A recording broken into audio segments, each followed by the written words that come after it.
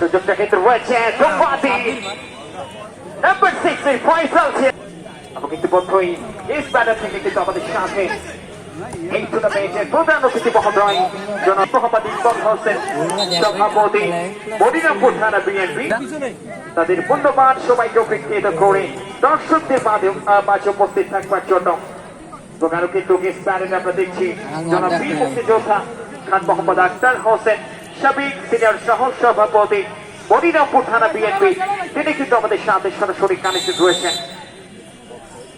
যশোর ছাউদিয়া দুর্বার গতিতে শটটা নিয়েছিলেন, তবে তেমন কোন সুবিধা আদায় করে নিতে পারে কিনা। নাম্বার 7 স্ট্রাইকারটা করছিলেন, তবে কড়া মার্কিংয়ে রাখা হয়েছে নেটফিল্ড পজিশনে, যার কারণে নাম্বার 7 তিনি কিন্তু বলিং পজিশনটা শেষ পর্যন্ত নিচে দিয়ে ধরে রাখতে পারেনি। আর একবার নেটফিল্ড পজিশন দিয়ে আক্রমণ ছাউদিয়া যশোর রাখতে পারেনি, বল চলে যায় সরাসরি টাচ লাইনের বাইরে।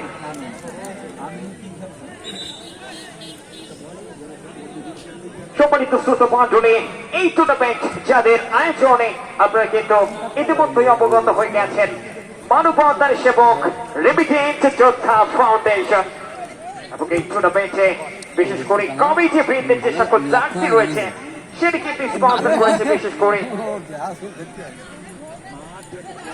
ধন্যবাদ দিতে চাই 13 নম্বর খানপুর ইউনিয়নের ছাত্র দলের সভাপতি জনাব মুকুল চৌধুরী, এছাড়া মনিরামপুর যুব নেতা জনাব মোহাম্মদ খালিদ সাইফুল্লাহ, তাদের সৌজন্যে কিন্তু মূলত কমিটিতে যে চমৎকার কালারফুল হোয়াইট জার্সি আপনারা দেখতে পাচ্ছেন সেটি কিন্তু তাদের স্পন্সরের মাধ্যমেই আজকের এই টুর্নামেন্টে এসেছে।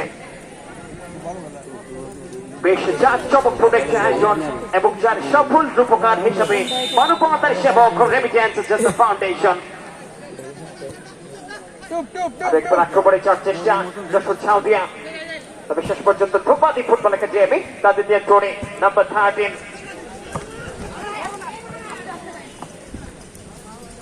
ওই তরিক ছিলেন সেখানে, অবশ্য দলীয় ক্যাপ্টেন ওই তরিক। এখনো পর্যন্ত গোলের দেখাটা কিন্তু কোন দল পায়নি। আর মান নাম্বার 22 ধোপাদি ফুটবল একাডেমি অভয়নগরের দলীয় বন্ধুরা খুব লম্বা যে কিকটা করেছিলেন সতীর্থ খেলোয়াড় তাদের উদ্দেশ্যে, তবে শেষ পর্যন্ত বল কিন্তু চলে গেল টাচ লাইনের বাইরে, যার কারণে থ্রোইংটা পেয়ে গেল ধোপাদি football academy Abhaynagar.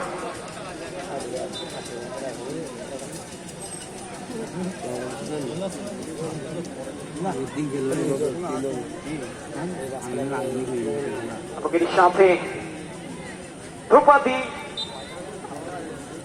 Football academy Abhaynagar তাদের দলীয় টিম ম্যানেজার হিসেবে রয়েছেন আব্দুল খালিদ, এছাড়াও কোচ হিসেবে রয়েছেন সোহাগ, যাদের নেতৃত্বে এই টিমটা কিন্তু অবশ্য আজকের টুর্নামেন্টে নিজেদের যে পারফরমেন্স সেটি দেখানোর জন্য তারা কিন্তু অন্তর্ভুক্ত ইতিমধ্যে হয়ে গেছেন। দুটি দল ছাউদিয়া যশোর 0, অপরদিকে ধোপাদি ফুটবল একাডেমি অভয়নগর 0।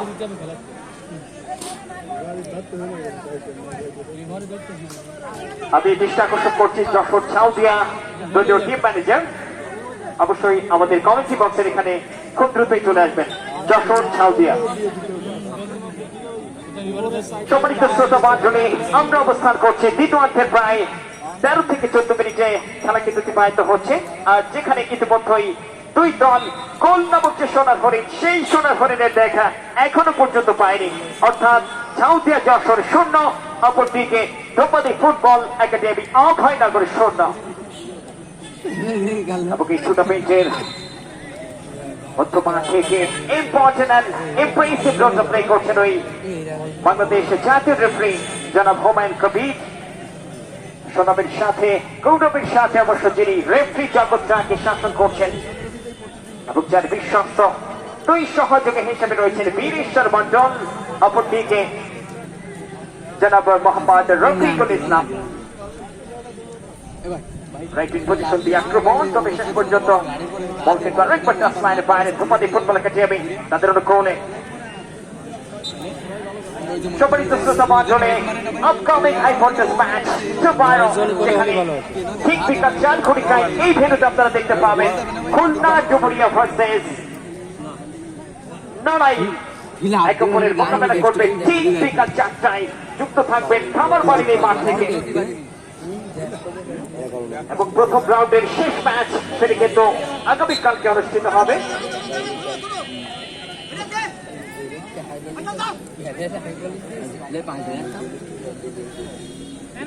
পরীক্ষা খেলতে দেখে ঘুম আছে